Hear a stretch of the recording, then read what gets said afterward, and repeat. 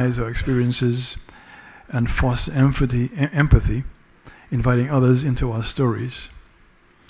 I reflected on this indeed as I've just written a book entitled People Power, which is about a human rights activist, one particularly close to me, my late grandmother, who rose from very humble circumstances to raise 4 children.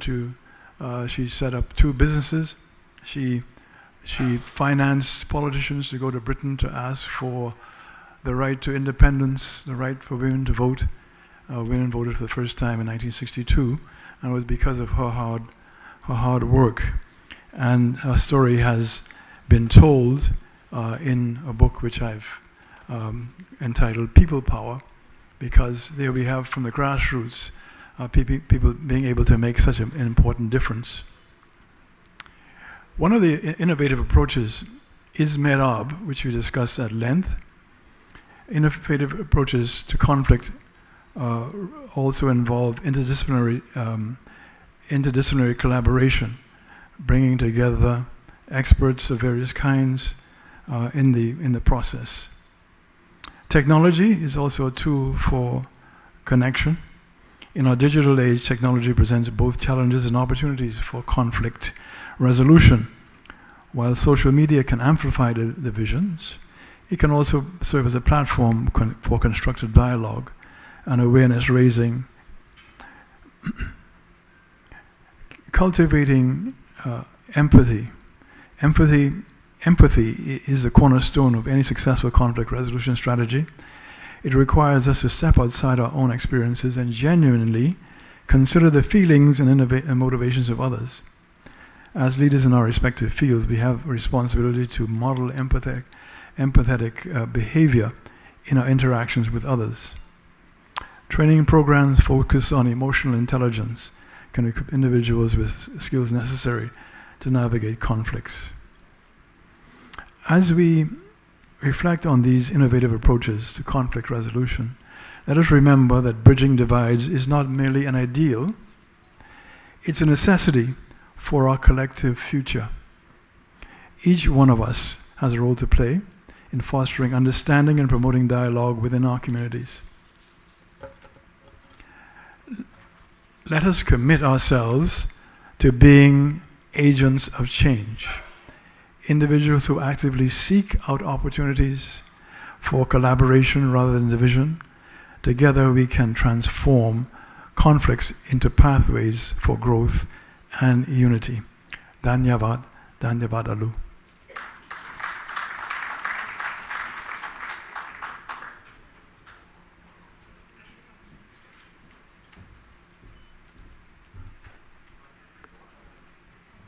Thank you, Dr. Menard, for those inspiring words and enriching our understanding, particularly by reflecting on emotional intelligence and empathy. Now, introducing our guest of honor for the day, please join me in welcoming His Lordship Justice A.H.M.D. Naas, the senior-most judge of the Supreme Court of Sri Lanka. Justice Naas, appointed by the former President Gotabaya Rajapaksa, plays a pivotal role in the country's Truth and Reconciliation Commission to address human rights issues following Sri Lanka's three-decade conflict. An LLB graduate from the University of Colombo, His Lordship has an outstanding academic record with accolades in oratory and legal excellence from Sri Lanka Law College. His Lordship's distinguished career includes a long tenure at the Attorney General's Department, where he handles significant civil and criminal matters, including treaty hearings and high-profile international arbitrations. Justice Naas is a recipient of the Chevening Scholarship at King's College London and the Fulbright Humphrey Fellowship, achieving LLMs in banking, intellectual property, and international law. With experience at the top US firms, His Lordship brings exceptional expertise in arbitration and WTO law and has a strong academic footprint with extensive publications and teaching contributions. His Lordship's remarkable journey makes him a beacon of judicial and legal excellence. Let's give a warm welcome to Honorable Justice AHMD Naas.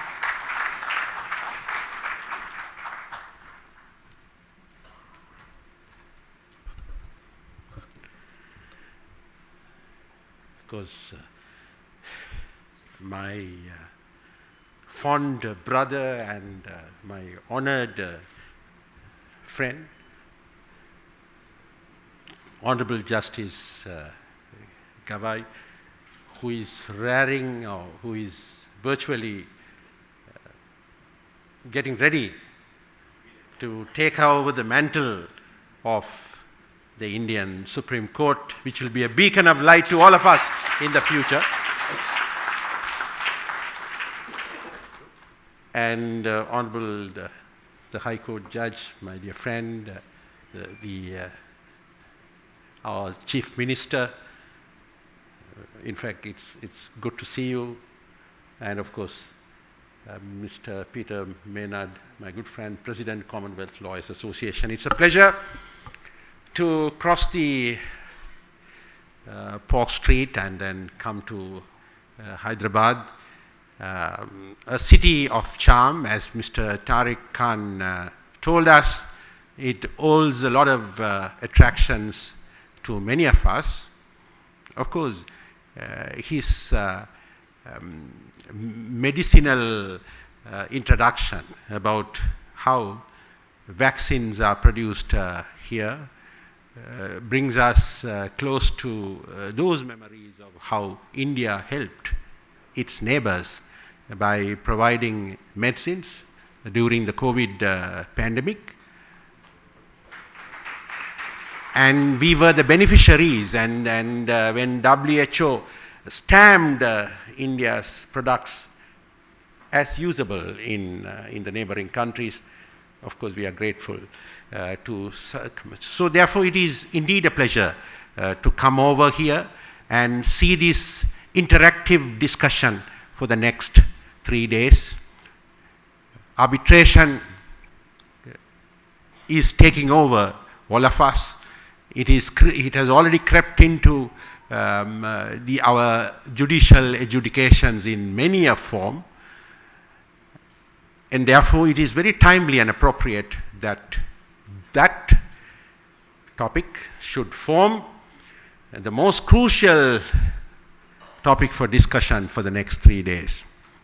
And it brings together great minds from several jurisdictions to discuss and charter new frontiers in both mediation and arbitration.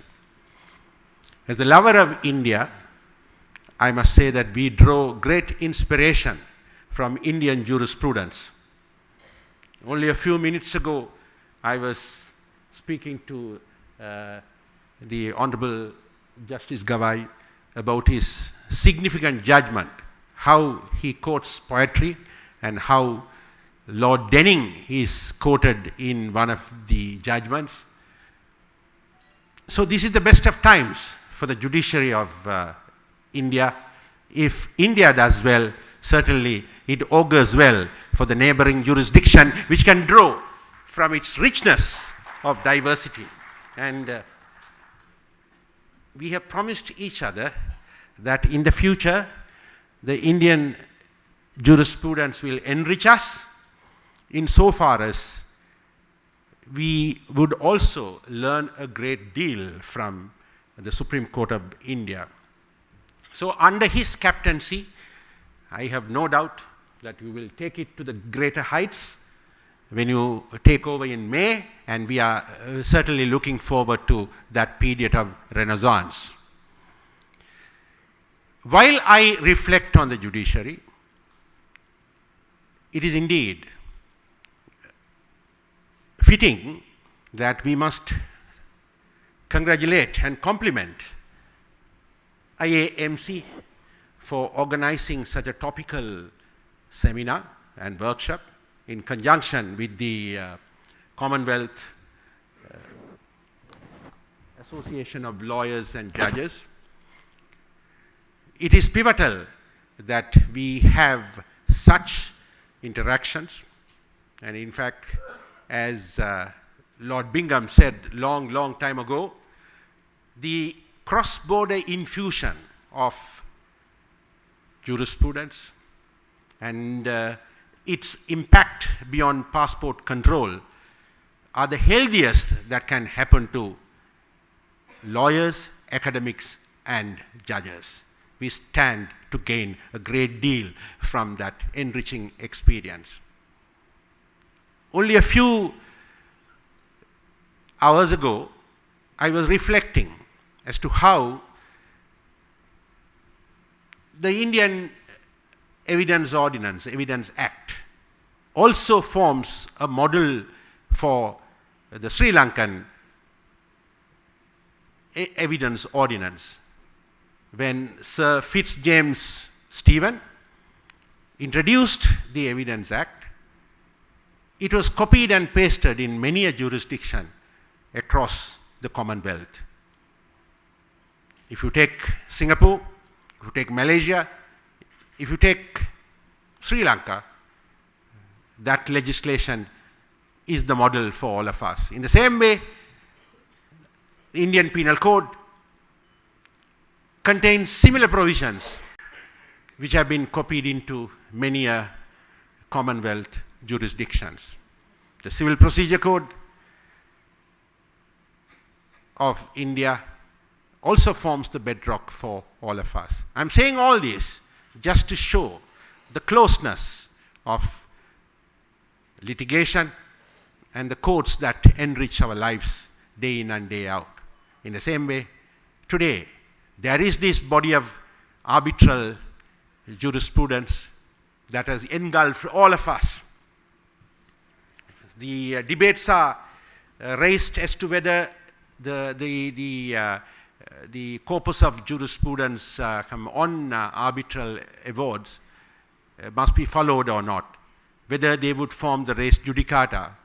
All these questions have arisen because of the large corpus of arbitral awards that have today formed certain core principles.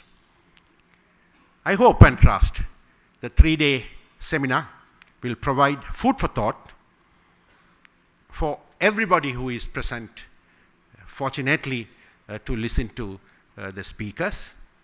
And I'm certainly honored to be part of this grand process which associates me with these great personalities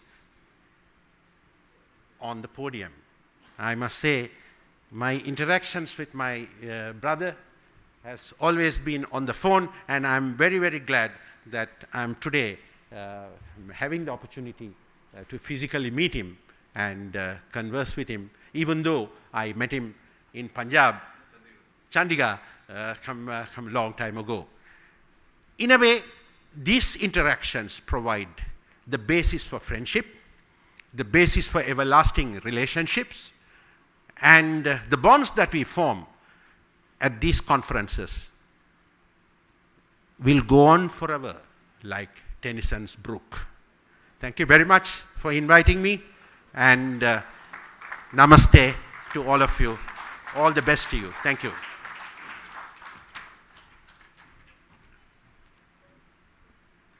Thank you, Your Lordship, for that inspiring address, which will definitely stay with us for the next 3 days and even after of the conference.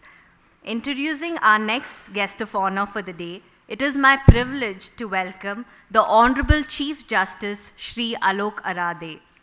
Born on April 13, 1964 in Raipur, Honorable Chief Justice Arade began his illustrious career in law after earning his BSc and LLB degrees. Enrolled as an advocate in 1988, his lordship practiced extensively in civil, constitution, arbitration, and corporate law in the High Court of Madhya Pradesh, and in 2007, his lordship was designated as a senior advocate. Known for his scholarly contributions, his lordship revised key editions of Principles of Administrative Law and Principles of Statutory Interpretation. His lordship's judicial career began with his appointment as an additional judge of the Madhya Pradesh High Court in 2009, later becoming a permanent judge. His Lordship has served in prominent roles across several High Courts, including Acting Chief Justice of the High Court of Jammu and Kashmir, and has been a guiding force in the Karnataka's judicial administration as the President of the Bangalore Mediation Center and Karnataka Judicial Academy. Recently, in July 2023, His Lordship was appointed as the Honorable Chief Justice of the Telangana High Court. Please join me in extending a warm welcome to the Honorable Chief Justice Shri Alok Arade. I now humbly invite Sir to please address the audience.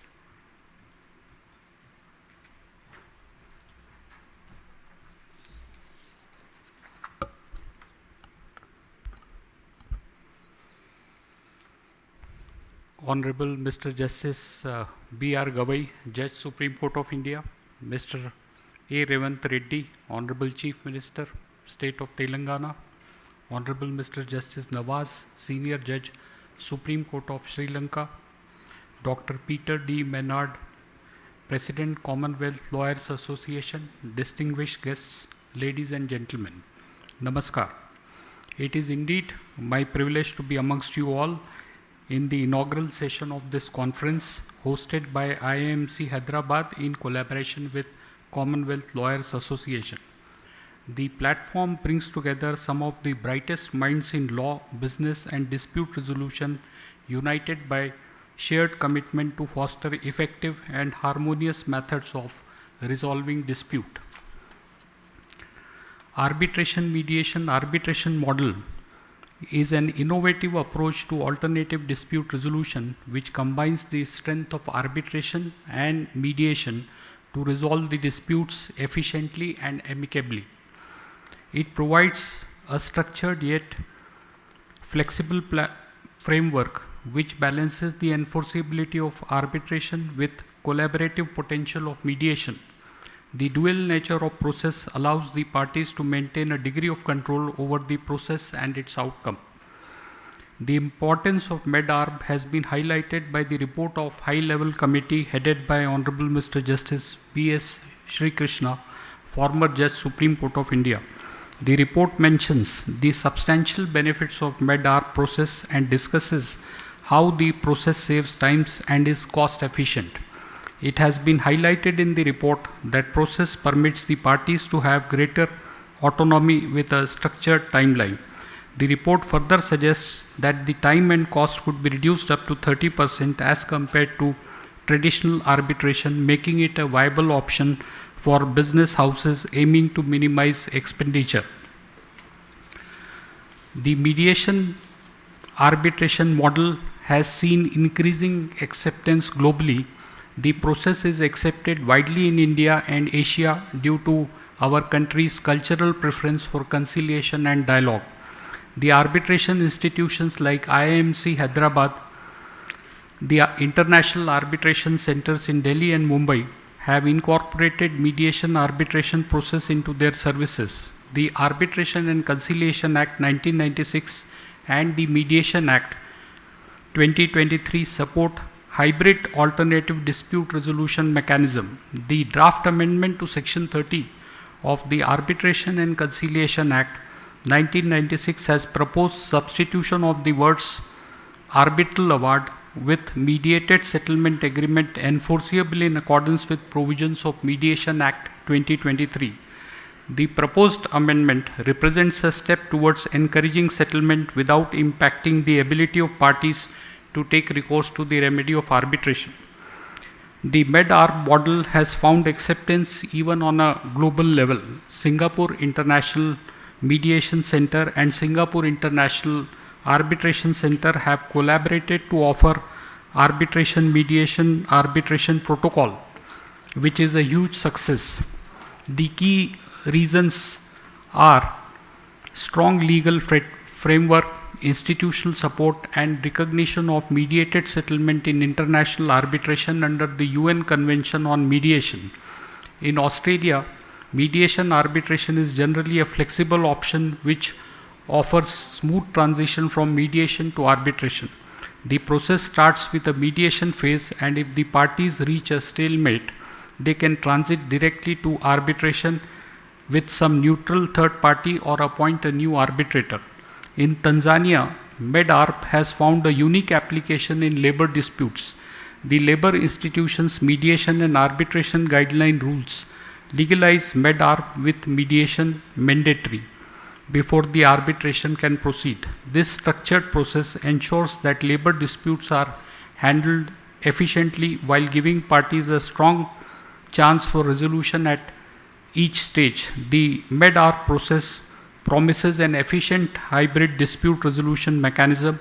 However, the success depends on addressing several cultural, procedural, and jurisdictional hurdles. These challenges arise from variation in legal tradition, institutional readiness, and perceptions of stakeholders, as well as practical implementation. The institutions therefore have to play an important role in ensuring enforceability of consent award, maximize efficiency in administering the procedures, and to provide for flexibility in scheduling mediation during ongoing arbitration. In this conference, there are several technical sessions which cover various aspects of Med-Arb process. I am sure that discussions and deliberations held in various sessions will pave the way for meaningful, progressive, innovative solutions and actionable recommendations. In closing, I wish this conference a great success. Thank you for your attention.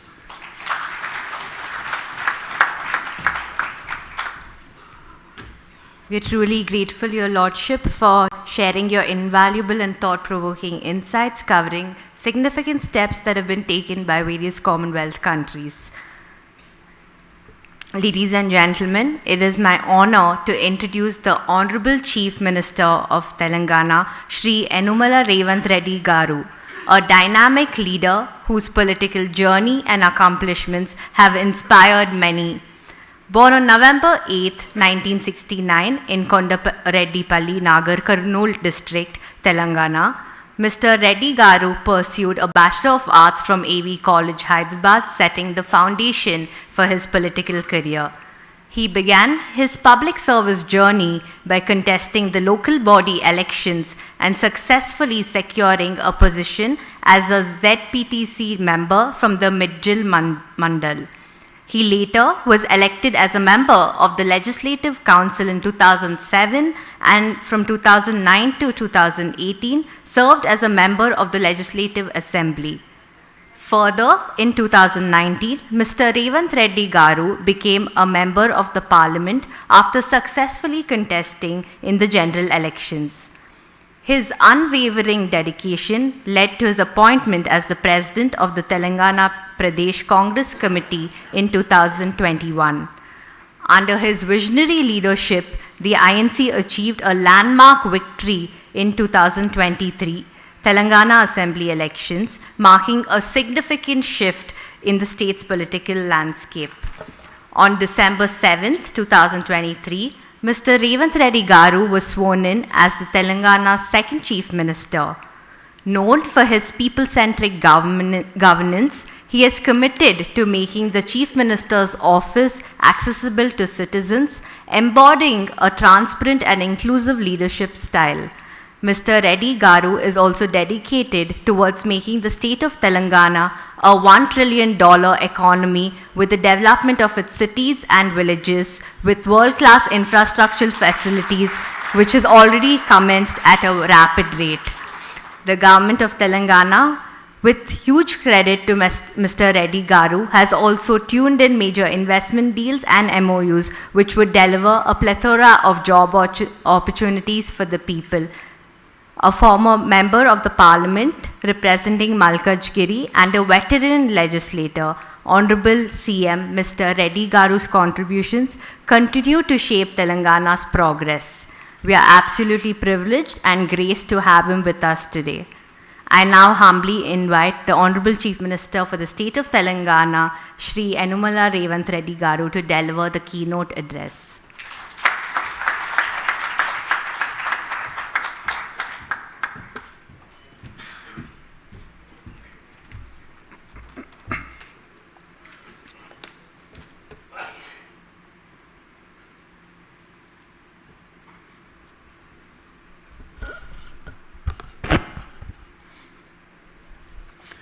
Good evening. Honorable Chief Justice Sri Bhushan Ramakrishna Gavai, Supreme Court of India. Honorable Justice Sri Arade, Chief Justice of High Court of Telangana. Sri Naas, Supreme Court Justice of Sri Lanka, and Dr. Peter, all the guests present here. I congratulate the organizers, the International Arbitration and Mediation Center, and the Commonwealth Lawyers Association. Today, Hyderabad is globally recognized as a power hub in software, pharma, life sciences, healthcare and biotechnology industries. With new initiatives like Future City, AI City, Hyderabad will reposition itself as a global leader in future technologies. To facilitate this, we need world-class ecosystem and effective dispute resolution mechanism. Judiciary is the cornerstone of our democracy. But there is a big issue before judiciary, huge backlog of cases. India needs alternative dispute resolution mechanisms to help reduce cases pendency and ensure justice which is fast and efficient. Hyderabad is proud to be on global arbitration map next to Singapore and London. For this, we are thankful to the International Arbitration and Mediation Center. Today, if we can combine mediation and arbitration for quick dispute resolution, business will no longer see disputes as a bottleneck for making investment quickly. IAMC can help not only Hyderabad and Telangana, but entire India. I have a request for all of you. Good practices of mediation and arbitration should be not just available to global investors, big corporations and governments, but also to common man, poor people, especially the weakest sections. I hope we will soon see another conference on how to make ADR methods available for common and poor people, and more resources allocated for taking up pro bono cases. Finally, I wish this conference great success. It is in such gatherings where transformative ideas are born. My best wishes to all of you. Thank you.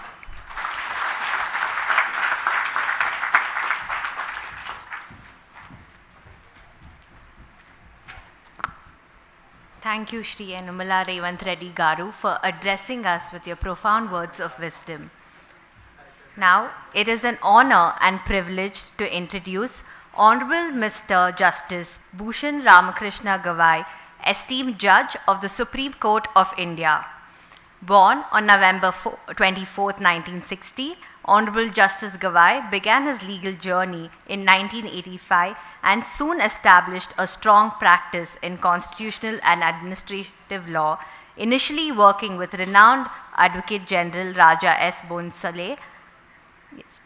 Practicing extensively across the Bombay High Court, particularly its Nagpur bench, his lordship served as counsel for major municipal bodies and corporations in Maharashtra. Honorable Justice Gavai's dedication saw him appointed as the Assistant Government Pleader and Additional Public Prosecutor in 1992, later becoming Government Pleader in 2000. Elevated as a judge of the Bombay High Court in 2003, and confirmed as a permanent judge in 2005, his lordship presided over cases across its benches in Mumbai, Nagpur, Aurangabad and Panaji. In May 2019, his lordship was elevated to the Supreme Court of India, where he continues to serve with distinction. Please join me in extending a warm welcome to Honorable Mr. Justice Bhushan Ramakrishna Gavai.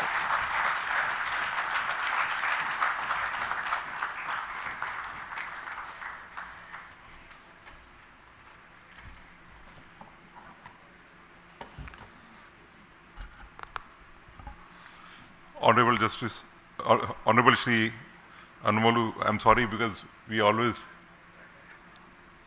have judges on the podium and therefore Honorable Shri Anumolu Revanth Reddy Garu, the Honorable Chief Minister of Telangana, my dear friend from our neighboring Supreme Court, Honorable Justice Naas, my dear friend, old friend from my neighboring state, Justice Arade, the Chief Justice of High Court for the state of Telangana, and all my esteemed brother and sister judges from the Telangana High Court, Dr. Peter Maynard, the President of Commonwealth Lawyers Association, my senior colleague, Honorable Justice Nageshwar Rao, Shri Sudarshan Reddy, the Learned Advocate General for State of Telangana, Shri Tariq Khan, the Secretary of the IAMC, the man behind this conference, Advocate Santhanam, my colleague from Chennai, Madras High Court, Justice Rajendran, the office bearers of the Bar Council of Telangana, the office bearers of the Bar Association. There are many senior advocates and advocates who have come from Supreme Court of Delhi, the lawyers from Hyderabad, the participants from different states of the country and also the Commonwealth countries, and all my dear friends.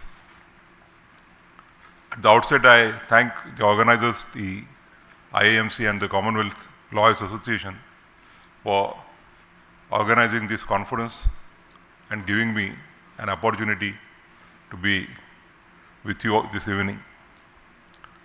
As a matter of fact,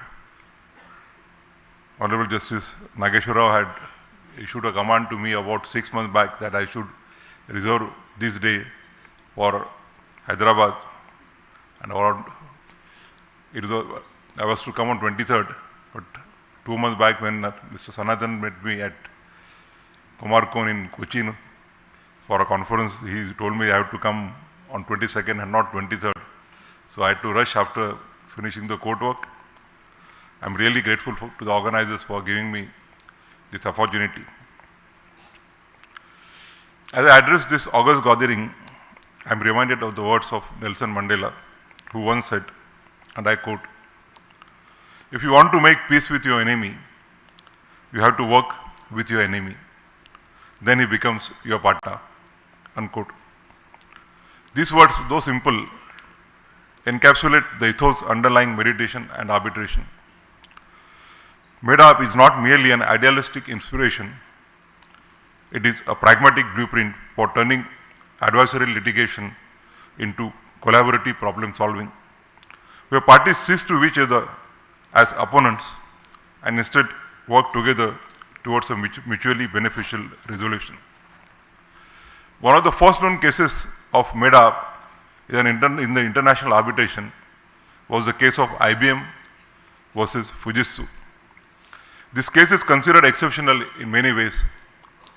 The stakes and complexities involving intellectual property issues were gigantic.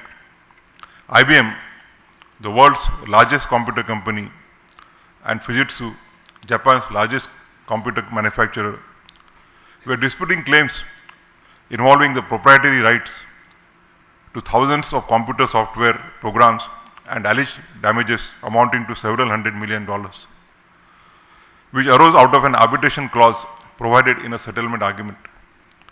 Although the arbitration clause did not provide for mediation, but the parties, on the advice of the arbitrators, agreed to try mediation. During the mediation, the parties agreed to a lump sum payment of the license fee by Fujitsu. The outcome proved to be a win-win for both the parties, achieved with the added benefit of avoiding the expenditure of resources that would have been required had the dispute continued for another year or more through arbitration. Thereafter, an award was passed in a period of about 2 years, which was commendable in itself. This case serves as a compelling example of the potential inherent in leveraging and combining innovative dispute resolution techniques such as mediation and arbitration to craft a procedure tailored to the unique needs of a specific conflict. Mediation before arbitration offers two key benefits. It provides parties with the chance to resolve dispute in a timely and cost-efficient method, and provides the flexibility to the parties to settle their differences on their own terms. Mediation acts as a filter, resolving certain aspects of the conflict while leaving fundamental legal issues for arbitration. If the mediation fails or certain issues remain unresolved, the process continues with the arbitration, or if parties settle parts of a dispute, it can be incorporated into final arbitral award. Med-Arb processes guarantees that the conflict will be resolved in the end of the journey, either through an agreement as a result of mediation or through an arbitration award if no agreement is reached. Mediation fosters dialogue, understanding, and compromise, while arbitration ensures a binding resolution, balancing flexibility with finality. Together, they create a powerful mechanism that not only resolves dispute, but often strengthens the relationship between the parties. Whether applied in international trade disputes or complex commercial disagreements, this approach exemplifies the potential to move from confrontation to collaboration, reflecting Mandela's timeless wisdom in practice. It highlights the critical shift in perspective that both mediation and arbitration require to move away from adversarial positions and towards a process that fosters collaboration, interest-based processes, and ultimately a peaceful resolution. The theme of the conference, Bridging Divides, Innovative Approaches to Conflict Resolution, is particularly timely. Bridging divides is a necessity in an era that increasingly calls for inclusive, efficient, and equitable solutions. In Med-Arb, we find an approach that exemplifies this spirit. We live in a world marked by complexity and interconnectedness. The judiciary is tasked with resolving challenges ranging from international trade disputes amounting to crores of rupees to conflict among two small businessmen amounting to a few lakhs of rupees. These disputes often demand solutions that are as innovative as the challenges themselves. In this context, traditional litigation, while indispensable in certain cases, has its limitations. The adversarial nature of courtroom battles often exacerbates divides rather than mending them. The cost, time, and emotional toll involved can make justice feel distant. This is where the Med-Arb, an elegant blend of mediation and arbitration, emerge as a powerful tool. By combining the flexibility of mediation with the finality of arbitration, it offers a dynamic framework capable of adapting to the unique needs of each dispute. Section 30 of the Arbitration and Conciliation Act 1996 states that the arbitral tribunal may, on the agreement of the parties, encourage the settlement of the dispute through mediation, conciliation, or other processes at any time during the arbitral proceedings. If the dispute is settled, the arbitral tribunal may, on the parties' request, record the settlement in the form of an arbitral award on agreed terms and terminate the arbitration proceedings. Since I have taken over as the executive chairman of NALSA, recently I have updated myself with the latest statistics on cases resolved through mediation, which reveals that mediation is already a success story, and with the huge potential that it has, it will be a matter of time that it is widely adopted. Statistics demonstrate that 1,47,513 cases were successfully resolved through mediation between April 2023 and March 2024.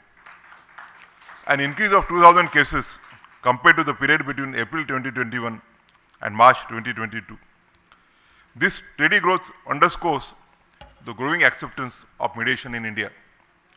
Recognizing this shift, the Government of India as well as Judiciary have also taken significant steps to institutionalize and promote mediation.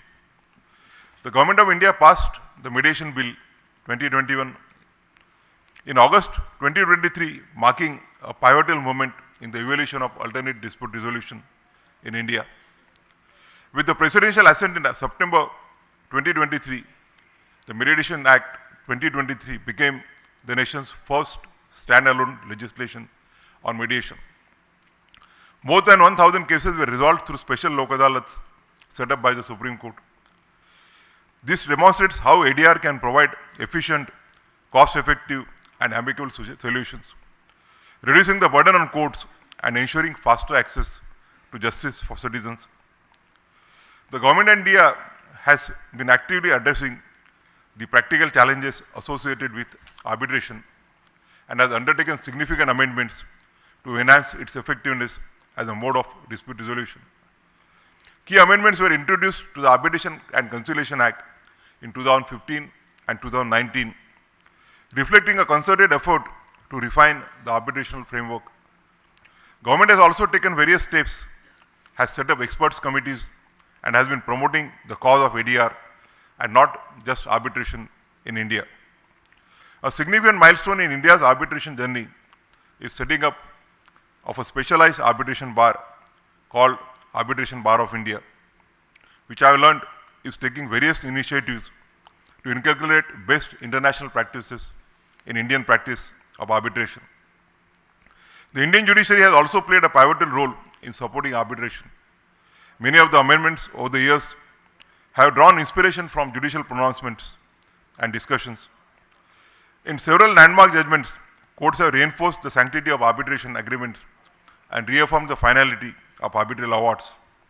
Additionally, courts have adopted a stricter approach towards injuncting arbitral proceedings, ensuring such interventions are not granted routinely.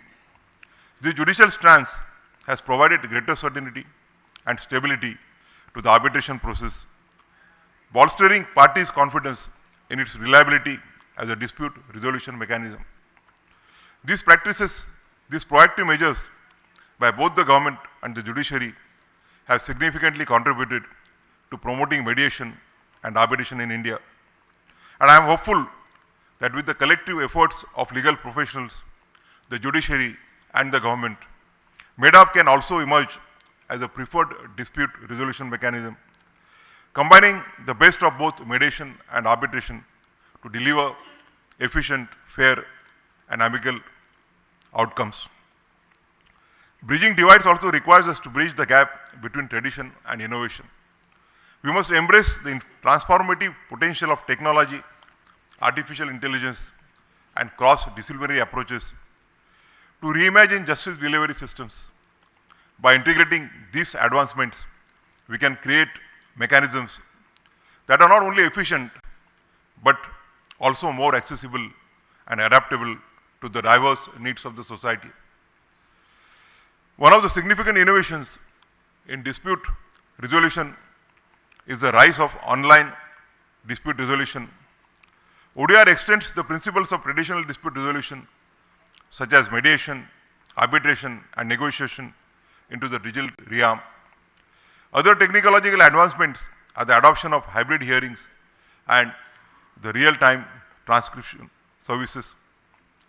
By seamlessly blending traditional principles of mediation and arbitration with cutting-edge technology, we can create processes that are adaptive, transparent, and inclusive. This synergy ensures that Med-Arb evolves into a truly modern, contemporary dispute while addressing the complexities of contemporary disputes while upholding the values of fairness and equity. To bridge divides, it is essential to not only embrace innovative processes like Med-Arb, but also to ensure that all stakeholders, lawyers, mediators, arbitrators, and the general public are fully aware of its benefits and prepared to engage with it effectively.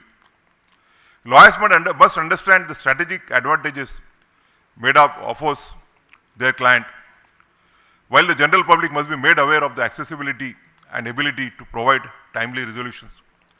At the same time, it is imperative that mediators and arbitrators have specialized trainings to be able to handle the complexities. Effective Med-Arb practitioners must navigate the delicate balance between facilitating cooperation in mediation and making impartial determinations in arbitration. This demands a mastery of conflict management and procedural fairness. Many institutions are providing trainings, including online mediation training web portal launched by the Supreme Court on 18th of September 2024. I was informed by Mr. Tariq Khan, the Secretary of IAMC, that he also had played a major role in preparing the web portal. By prioritizing education, training and outreach, we can bridge the divide between potential and practice, ensuring that Med-Arb becomes a trusted and effective tool for resolving disputes. As per experts, Med-Arb is a common form of dispute resolution in Asia, aligning with a broader preference among parties in the region to be more litigation averse. Med-Arb is essentially contemplated in the arbitration legislations of Hong Kong, Japan and Singapore, in addition to the procedural rules of some of the arbitration and mediation centers in those jurisdictions. The experiences of these jurisdictions offer valuable insights into the successful implementation of Med-Arb frameworks. These examples highlight how clear legislative provisions and well-defined procedural rules can facilitate the seamless integration of mediation and arbitration. As Med-Arb continues to gain traction globally, there is an opportunity to reflect on these practices and explore how similar innovations might enrich the dispute resolution landscape in India. My colleague from Sri Lanka Supreme Court is present here. The representatives of many Commonwealth countries are here. I think we can carry this message and we can carry this movement on a global level, and at least we can have a cooperation of all the Commonwealth countries so that we can all work together. We, that is the government, judiciary and lawyers, are the architects of a world where disputes are not walls but bridges, where divides are not permanent but pathways to deeper understanding. The way we engage with conflict sets a tone for others, especially for the parties who come before us. Med-Arb offers us an opportunity to model a different kind of dispute resolution, a process where collaboration takes precedence over winning and losing. Abraham Lincoln, about the role of a lawyer, said, and I quote, "Discourage litigation, persuade your neighbors to compromise wherever you can. Point out to them how the nominal winner is often a real loser in fees, expenses, and waste of time. As a peacemaker, the lawyer has a superior opportunity of being a good man." Unquote. So the contribution of all of us is emphasized by these words of Abraham Lincoln. As we embark on these 3 days of deliberations, let this conference serve as a forum for bold ideas, meaningful dialogue, and actionable strategies.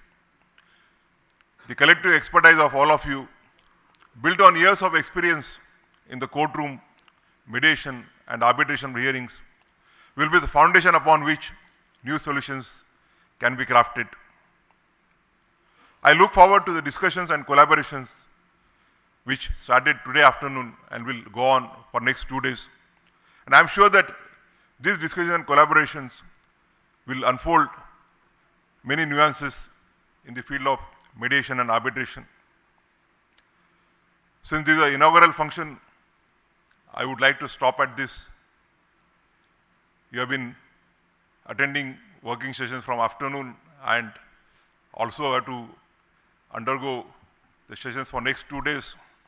And in any case, we are today talking about the bridge divides, and therefore I would not like to create a divide between the inaugural session and the dinner for which all of you are eagerly awaiting.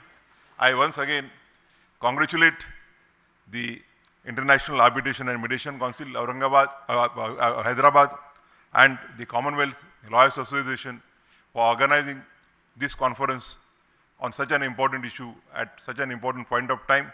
Thank you very much. Kala dhanyavadalu, kala dhanyavadalu.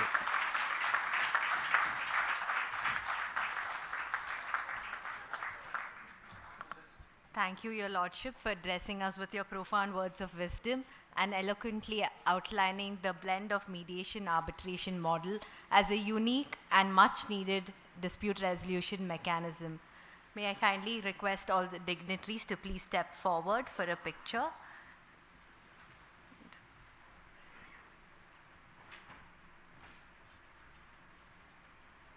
May I request the organizers and Mr. Santan sir to kindly join the picture as well.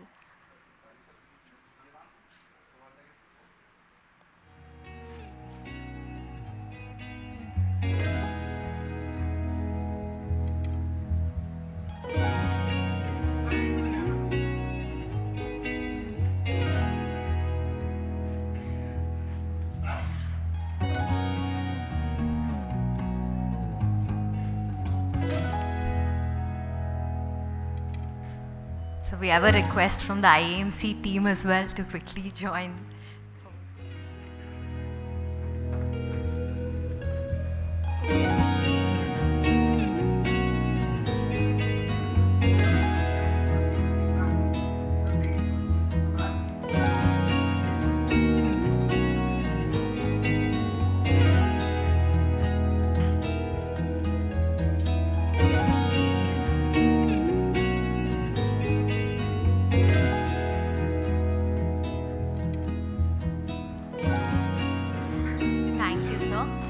And now to conclude the day on a ceremonious note, we will now proceed for dinner hosted by the Chief Minister for the state of Telangana. I request all the participants to please proceed to the back of the hall where the dinner is being served.